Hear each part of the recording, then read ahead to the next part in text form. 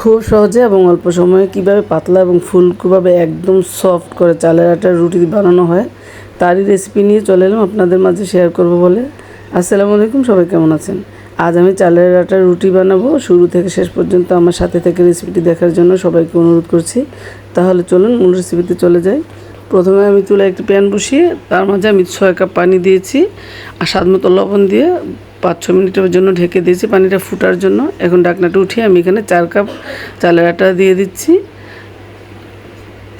কারণ পানি যতটুকু দেওয়া হবে তার অর্ধেক চালের আটা দিতে হবে। তবে আমার এটা আটাটা ফ্রিজে ছিল, এর জন্য আমি 1 কাপ বেশি দিয়েছি। তারপর একটু হালকাভাবে নেড়ে চেড়ে 5-6 মিনিটের জন্য ঢেকে দিয়েছিলাম। এখন আবার ঢাকনাটা উঠিয়ে আবারও একটু ঢেকে দিয়েছি একদম। ঢাকনাটা তখন চুলা আঁচটা কিন্তু আমি বন্ধ করে দিয়েছি। তারপর আমি 5-7 মিনিট পর একটা থালার মধ্যে নিয়ে নিলাম আটাটা।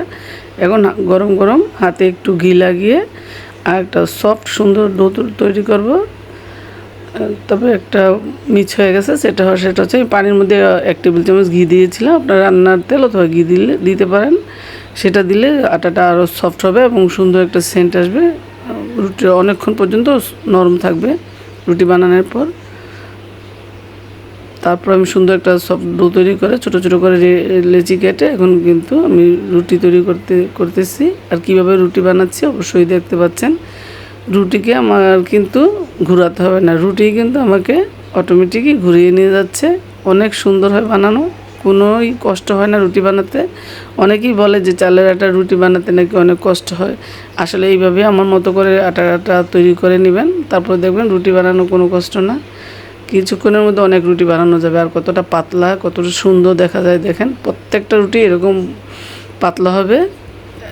আর অনেকগুলো রুটি কিন্তু আপনাদেরকে আমি দেখাচ্ছি, দেখেন কিভাবে বানাচ্ছি। মানে রুটি বেলুন ঘুরতেছে, রুটি ঘুরতেছে। আমি কিন্তু রুটিটা উল্টে পাল্টে দিচ্ছি না। আর যত আটাটা সফট হবে ততই কিন্তু এভাবে বানানো যাবে চালের আটার রুটি। আর খেতে দারুণ হবে। চালের আটার রুটি মোটা হলে বা শক্ত হলে কিন্তু খাওয়া যায় না, ভালো লাগে না। আর যত পাতলা হবে এবং সফট হবে সেটা খেতেও ভালো লাগে। এভাবে আমি সবগুলো রুটি তৈরি করে এখন চুলায় একটি আমি রুটি সেকার তাও বসিয়ে আমি এখন রুটিগুলো তো ভেজে নিচ্ছি। দেখেন কতটা ফুলে যাচ্ছে, প্রত্যেকটা রুটি ফুলবে মাশাআল্লাহ। আর এইভাবে আপনারা বাসায় ট্রাই করে আমাকে কমেন্ট করে জানাবেন কেমন হয়েছে। প্রত্যেকটা রুটি ফুলছে কীভাবে দেখেন। আর চালের আটার রুটিটা সাদা সাদা করে সুন্দর করে ভাজতে হয়, লালচে হয়ে গেলে ভালো লাগে না। এখন আমি সার্ভ করব আর দেখিয়ে দেবো কতটা সফট হয়েছে রুটিটা। দেখেন আপনার পুরো একদিন রাখলেও আপনার রুটিটা শক্ত হবে না। কত ছিঁড়ে দেখাচ্ছি, দেখেন কতটা সফট হয়েছে। এটা মাংস বা সবজি যে কিছুর সাথে খালিও খাওয়া যাবে, কোনো সমস্যা নেই। আমি একটু মাংস নিয়ে খাচ্ছি, মাশাআল্লাহ অনেক টেস্ট হয়েছে। তো আজকের জন্য বিদায় নিচ্ছি।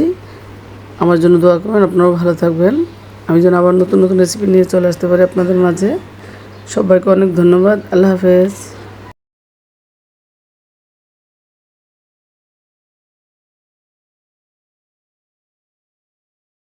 তো আজকের জন্য বিদায় নিচ্ছি। সবাই অনেক অনেক ভালো থাকবেন এবং আমার জন্য দোয়া করবেন।